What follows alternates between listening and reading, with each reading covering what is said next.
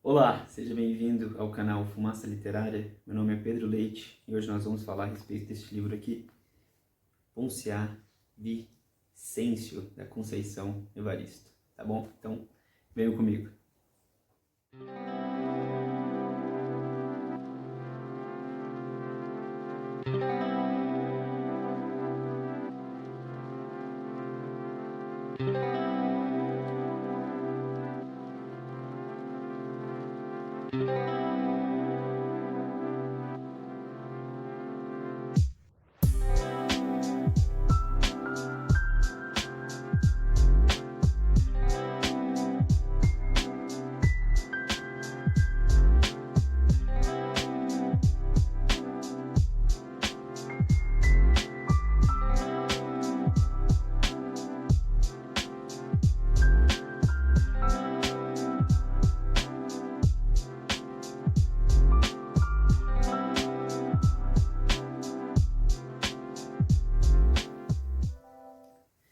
Bem, Ponciá Vicêncio foi escrito então pela escritora Conceição Evaristo. É uma mulher preta de uma potência muito grande. Para quem não a conhece, né? Para quem nunca viu nada a respeito dela, eu aconselho muito a procurar a respeito dela aí na internet, né? Aqui no YouTube tem alguns vídeos, algumas entrevistas com ela. Eu vou colocar aqui embaixo alguns links para vocês que não a conhecem darem uma olhada, porque é uma mulher incrível, uma mulher que a gente pode dizer que é gostoso de ouvir ela falar, né? Ela não só escreve bem, quanto ela tem uma oralidade muito agradável, né? E muito boa de ser ouvida.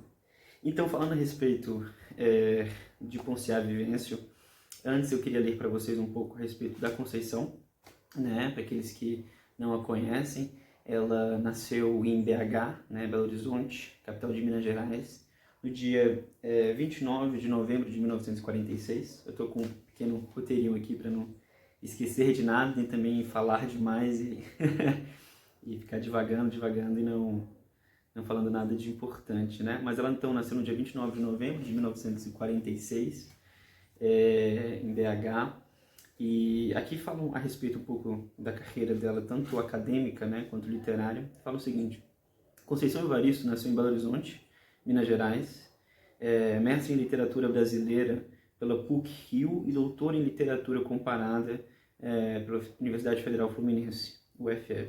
Ganhou o terceiro lugar no Prêmio Jabuti 2015, categoria Contos, e o Prêmio Faz Diferença 2016 de O Globo, na categoria Prosa. Alguns de seus livros de contos já estão traduzidos para o francês, inglês e alemão.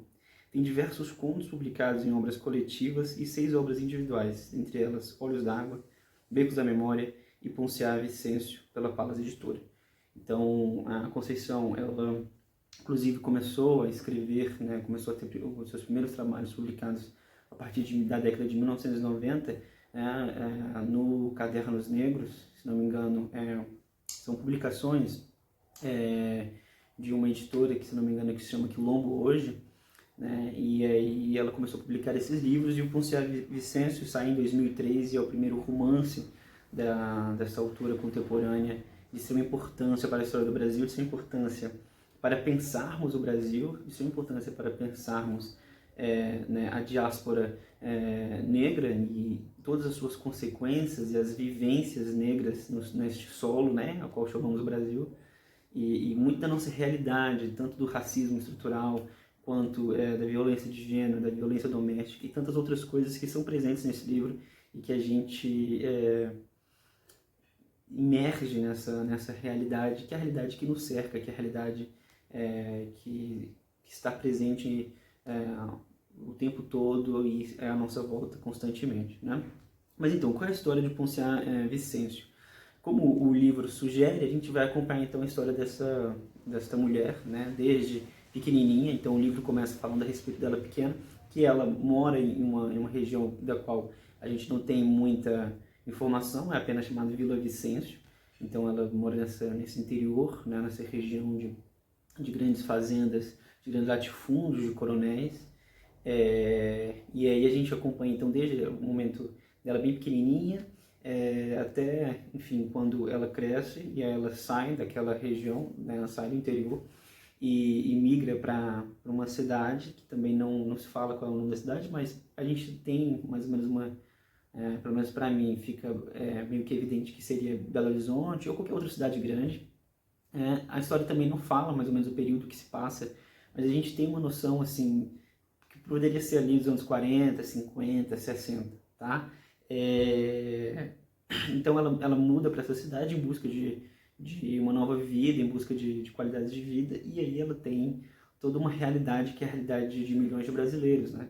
Ela trabalha de empregada doméstica durante algum período, mas a gente é mergulhado então nessa vivência dessa mulher, em meio às suas frustrações, em meio às suas perdas, né? Ela se casa e acaba tendo alguns abortos, né? Ela consegue dar à luz aos seus filhos, e então a gente vai acompanhando essa história.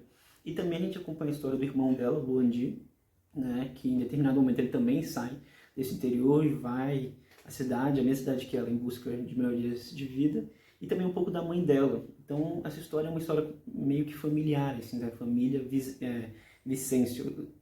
Eu tenho dificuldade, às vezes eu quero falar Vinêncio, algo assim, mas é Vicêncio, né? Então a gente acompanha essa história familiar. A história não é linear, não é assim, com começo, meio e fim, ela vai se misturando. Então você tem, em determinadas partes, você tem relatos do que a gente poderia dizer que está acontecendo agora, né? Que é a realidade já da Ponciá mais velha, né? E você tem também relatos da infância dela, relatos de outros personagens, né, que vão se imbricando ao longo da história, e principalmente do avô dela. Então fala-se muito a respeito do avô dela. Ela tem uma grande semelhança com esse avô, no modo de falar, no modo de se gesticular, no modo de se expressar. E todo mundo se espanta com essa semelhança, porque é uma semelhança muito grande. E todo mundo fala que ela tem uma herança, uma certa herança do avô, né? E aí a gente tem um pouco, o livro conta um pouco a respeito do avô dela, né, do avô Vicêncio, e assim, a história dele é uma história muito trágica, porque ele era escravo, tá? Então a gente acompanha aí todo essa triste, um pouco da história da vida dele, né, que em um determinado momento se conta que ele era casado e ele teve alguns filhos, né, isso sobre a escravidão, né, sobre o cativo, e esses filhos, apesar de nascerem, né, no ventre livre, eles são vendidos, né, o dono deles, o coronel Vicêncio, pega essas crianças e vende, e isso vai gerar um trauma, tanto para o avô quanto para sua esposa, né, e isso vai gerando um trauma psicológico muito grande nele, ao ponto de levar ele à loucura. E em determinado momento ele decide ir pelo suicídio, decide por dar fim à sua vida e à vida da sua mulher. Então ele pega um facão, pega uma faca, e aí ele mata a esposa e também acaba decepando a própria mão, né? Só que aí ele é impedido, as pessoas chegam lá e impedem ele de se matar, e ele passa o resto da vida então num processo assim, de uma loucura quase, né? Ele tem momentos em que ele ri o tempo todo, ou momentos em que ele chora o tempo todo.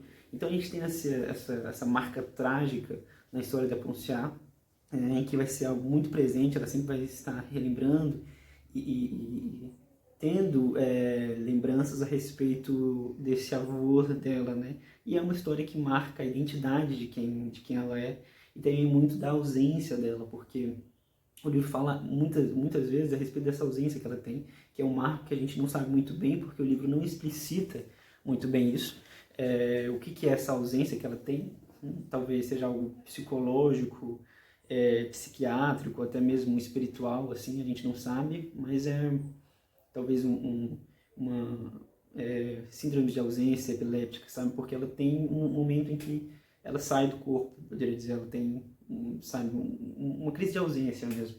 E isso marca muito um vazio de identidade dela, que é pautado na personagem ao longo de todo o livro, ao longo de toda a história, né? Então a gente tem todo esse contexto extremamente importante, extremamente revelador da história do Brasil, né?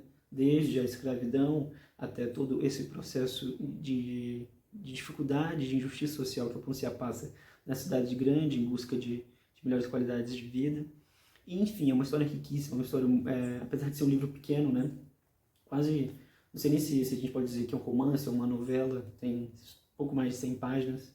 Apesar de ser uma história pequena, é uma história riquíssima, uma história muito cheia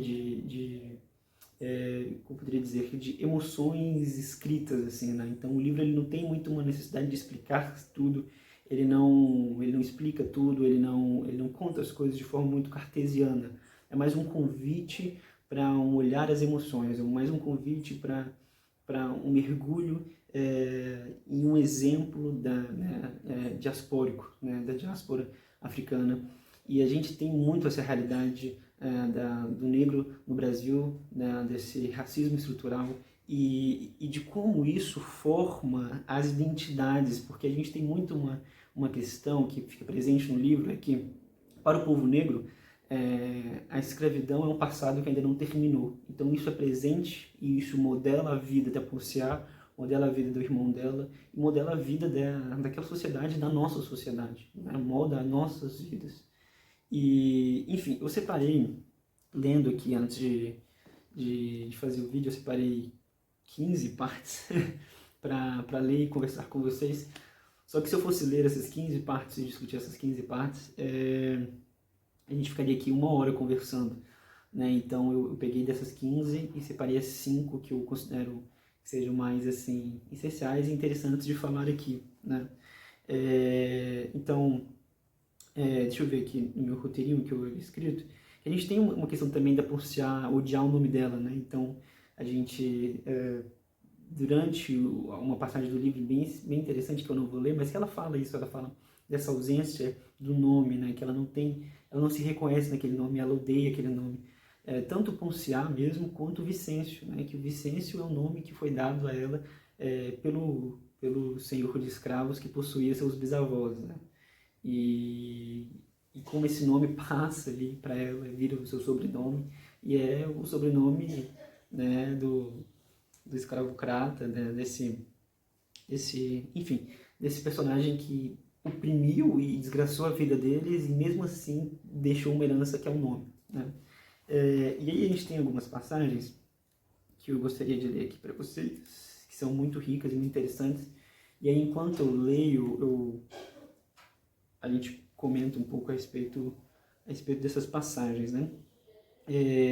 Eu não sei se eu cheguei a falar, mas um livro bem bonito, bem interessante aí, da editora Palas. Tá?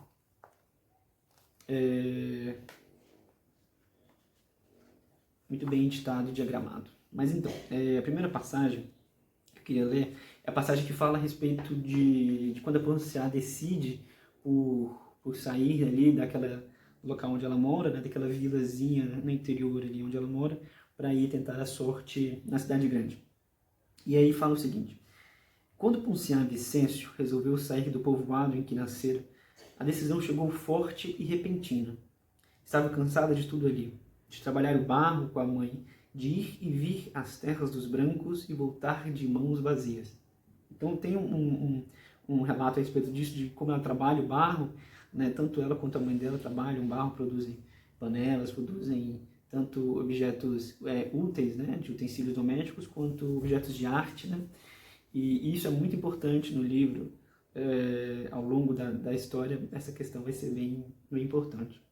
De trabalhar o barro com a mãe, de ir e vir às terras dos brancos e voltar de mãos vazias, de ver a terra dos negros coberta de plantações, cuidadas pelas mulheres e crianças, pois os homens gastavam a vida trabalhando nas terras dos senhores, e, depois, a maior parte das colheitas ser entregues aos coronéis. Cansado da luta insana, sem glória, a que todos se entregavam para amanhecer cada dia mais pobres, enquanto alguns conseguiam enriquecer a todos os dias.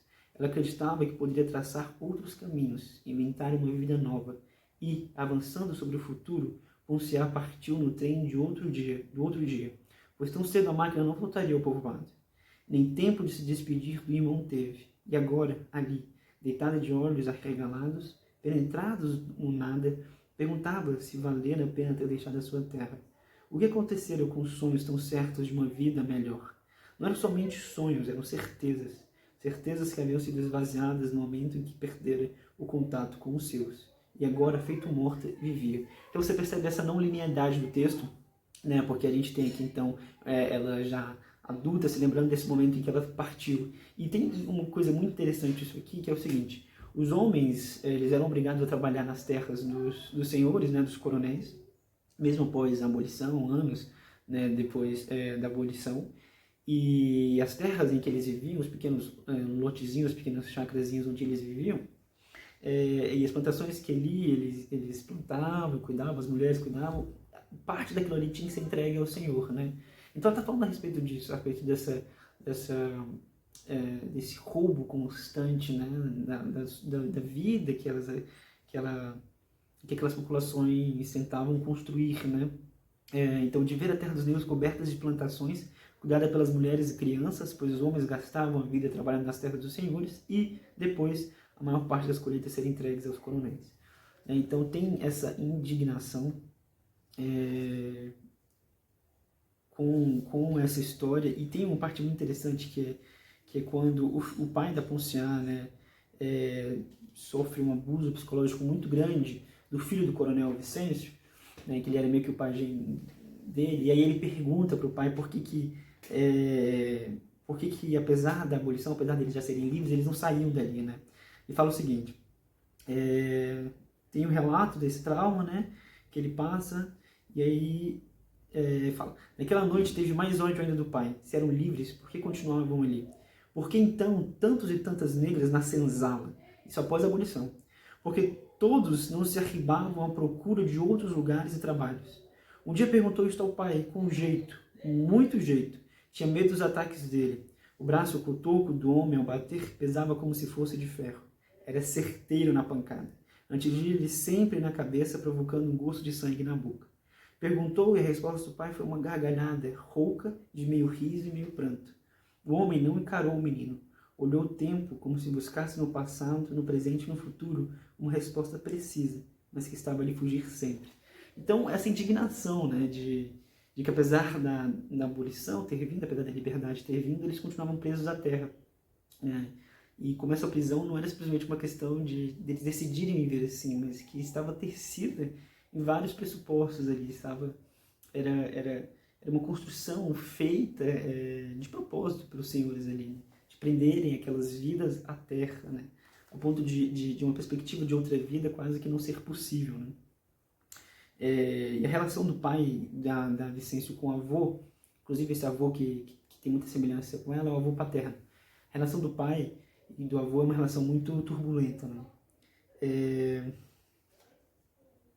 Aqui, inclusive, falando a respeito disso, né? A respeito de apesar da abolição ter vindo, apesar desses homens e mulheres serem livres, eles ainda estavam presos à terra.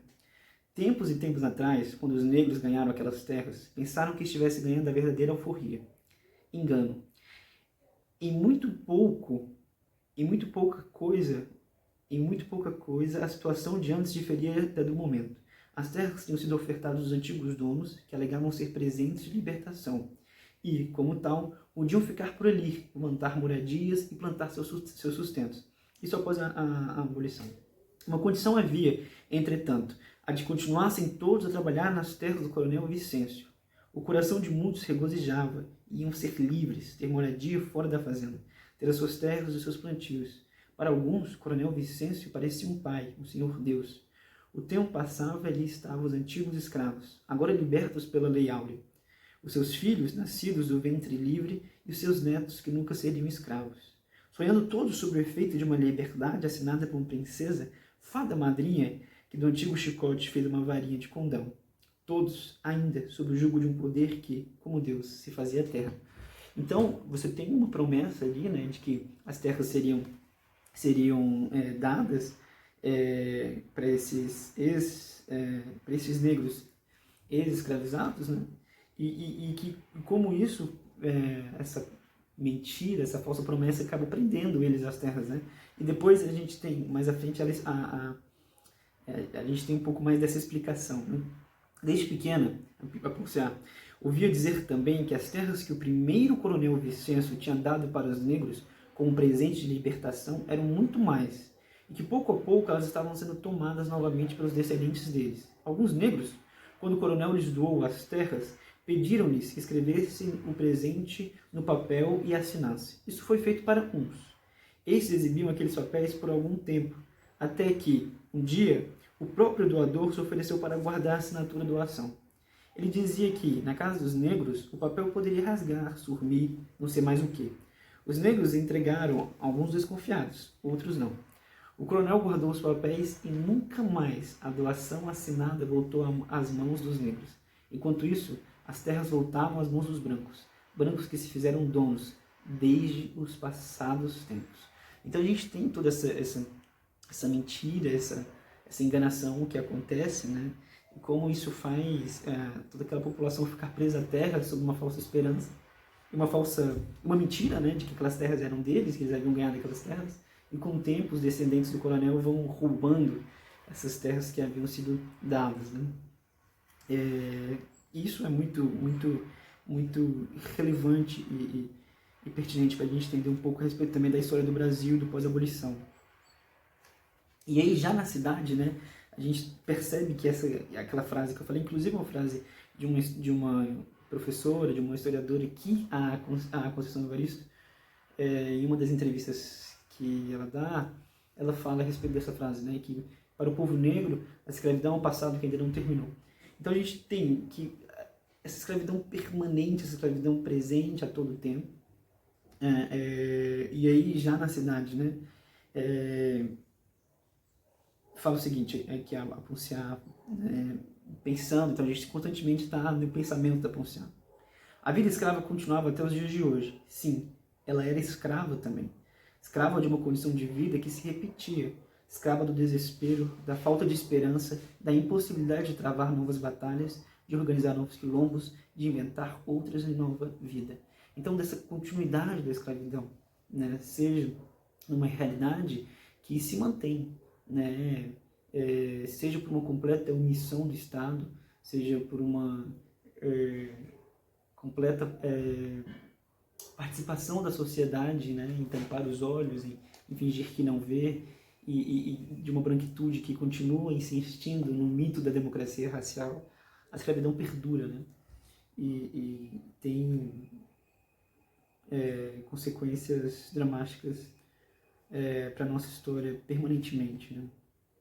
E aí tem uma passagem muito importante, que é para a gente falar a respeito do irmão da Ponciá, que é o Lindu, acho que é Lindu o nome dele, se não me engano, Luandi, perdão, que ele sonha muito em ser soldado, porque ele chega à cidade e aí ele vê pela primeira vez um soldado negro, né, e ele não imagina que um policial negro, que os negros também podiam dar ordens, também podiam estar no papel de mandatários, né? Que ele estava acostumado apenas a ver os negros como subalternizados, né? E tendo que obedecer, tendo que respeitar. Nunca havia visto um negro em uma condição de certo poder, assim, né? E de mandatário, né? E aí, quando ele acaba trabalhando de faxineiro na delegacia.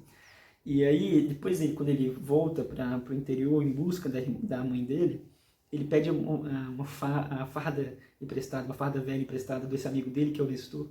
E o amigo dele empresta essa farda, só para ele chegar lá na vila, no povoado onde ele morava, e impressionar as pessoas. Só que tem uma figura muito importante, que é a Negua Cainda, acho que é Negua Cainda, que é certo com uma matriarca ali daquela região, e ela é muito importante porque ela tem certas visões, enfim, muito importante para aquela vila ali, para aquele povoado, e ele vai ter com ela, e ela fala o seguinte: depois Negua Caindo olhou os trajes de Luandir e deu de rir, mas com os olhos, o cara estava bem velhinho, né? Ria dizendo que o moço estava no caminho que não era o dele, que estava querendo ter voz de mando, mas que valeria mandar tanto se sozinho. Se a voz de Luandir não fosse o eco incumpridado de outras vozes irmãs sofridas, a fala dele nem no deserto cairia. Poderia sim ser peia, areia nos olhos dele, chicote que ele levantaria contra os corpos dos seus. E aqui a gente entra numa questão fundamental do livro, que é muito uma questão de... Claro que aqui está uma crítica também, né, de oprimidos que acabam depois oprimindo os seus semelhantes, né, de negros que, enfim, oprimem a outros negros e tal. Mas aqui também está falando mais de uma questão da ancestralidade, né, de ter um cuidado e um resguardo com a ancestralidade, de um olhar de que você não é uma pessoa única, né? De que você não é uma célula única no mundo, um indivíduo único no mundo, mas que você possui uma história, possui uma ancestralidade. E essa ancestralidade negra é muito interessante a gente pensar a respeito disso, porque diferente de outras pessoas, pessoas brancas e, enfim, conseguem, né, ver a sua árvore genealógica, meu avô, meu bisavô, meu tataravô. Nós, negros, a gente não consegue ter fazer essa árvore genealógica, a gente não tem a nossa ancestralidade definida, né? A gente não sabe quem foram, de onde vieram, né? De qual lugar da África que vieram, qual é a história dessas pessoas. É uma história, assim, entre aspas, apagada, né? E quando a gente tem um contato, uma certa história, é uma história muito violenta, uma história muito sofrida, uma história muito de escravidão e de perseguição, enfim, de estupro, da condição humana não respeitada em todos os sentidos. Então a gente tem uma certa essa questão de se sentir perdidos, de sentir como que se nosso cordão umbilical com uma certa com aqueles que nos precederam estivesse cortado de alguma forma, né? E essa ausência, esse é o vazio que a Ponciá sente, essa ausência, esse é o vazio que perpassa todo o livro, né? E que a gente pode perceber nas crises de ausência que ela tem, né? Porque é uma ausência de não saber a própria história, de não saber a própria história dos seus, né? E quando a Negunga Kainda fala isso para o Luandi, ela está falando a respeito disso, está falando, olha, perceba bem o que você está querendo. Os seus desejos e as suas vontades, elas estão vindo de você mesmo, de quem você é, ou da estrutura que te cerca, né? Ou um pouco dali você está tendo o sonho do opressor, né? Porque ele queria ter uma voz de mando, ele queria ter uma voz de comando. Mas e aí? Ele ia servir a quem? Nessa lógica, né? Ele estaria ajudando o povo dele, ele estaria ajudando os seus irmãos, os semelhantes. Então isso é interessante de pensar ali, né? É claro que isso não é uma crítica à profissão do policial em si, claro que não, mas é uma questão de entender que você não é uma pessoa sozinha, de que você precisa compreender a sua continuidade, a sua ancestralidade, né?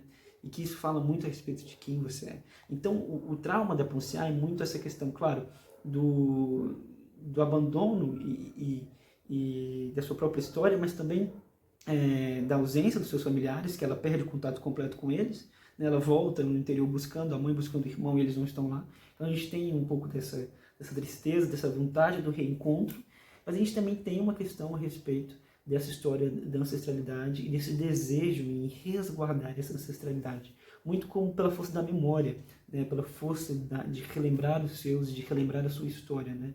De estar sempre, e aí a força da oralidade, de estar sempre contando e passando para aqueles que virão depois da gente a nossa história, a história daqueles que nos precederam, né? Permanentemente. Então a gente precisa repensar isso permanentemente. E isso é algo que vai ser muito forte ao longo de todo o livro. E aí, por último, né, a gente tem uma parte aqui que eu estava pensando em ler ela toda, mas ela é um pouco grande e aí eu acho que não faz necessário, né? Já falei demais, acho que se você tiver despertado interesse em ler esse livro, vai atrás, que vale muito a pena. Mas a última parte, então, que eu acho que é bem... dialoga bem com isso que eu estava falando, né? Que aqui é o Luandi, o pensamento do Luandi, né? Descobria também que não bastava saber ler e assinar o nome. Da leitura era preciso tirar outra sabedoria. Era preciso autorizar o texto da própria vida, assim como era preciso ajudar a construir a história dos seus. E que era preciso continuar decifrando, nos vestígios do tempo, os sentidos de tudo que ficara para trás, e perceber que por baixo da assinatura do próprio punho outras letras e marcas havia, e perceber que por baixo da assinatura do próprio punho outras letras e marcas havia. A vida era um tempo misturado do antes, agora, depois, do depois ainda. A vida era a mistura de todos e de tudo, dos que foram, dos que estavam sendo, dos que viriam a ser. Então, para mim, esse livro é a respeito disso. É a respeito de resguardar essa ancestralidade. É a respeito de se olhar no espelho e não se ver apenas, mas de ver aqueles que nos antecederam e de pensar naqueles que nos procederão, né? Então, a história da Ponciá é uma história a respeito disso. Inclusive, a herança, e aqui é uma teoria que eu tenho a pensar, que a herança, que o tempo todo fala a respeito do avô dela, e ela fica pensando, o que será essa herança que tem? Eu acho que essa herança é a escravidão. E pensar que isso marca ela, marca a identidade dela, marca quem ela é, né? E a partir do momento em que ela entende aquela herança, abraça aquela herança de certa forma, para tentar compreendê-la e pensar assim como ela tem uma certa redenção, um certo reencontro. Então é isso, amigos. Espero que tenham gostado desse vídeo. Um forte abraço. Se você já leu Ponciar Vicêncio, da queridíssima Conceição Evaristo, deixa aí um comentário do que você achou do livro. E se você ainda não leu, vale muito a pena a leitura. Aconselho muitíssimo, tá bom? Então é isso. Ponciar Vicêncio, de Conceição Evaristo. Um abração.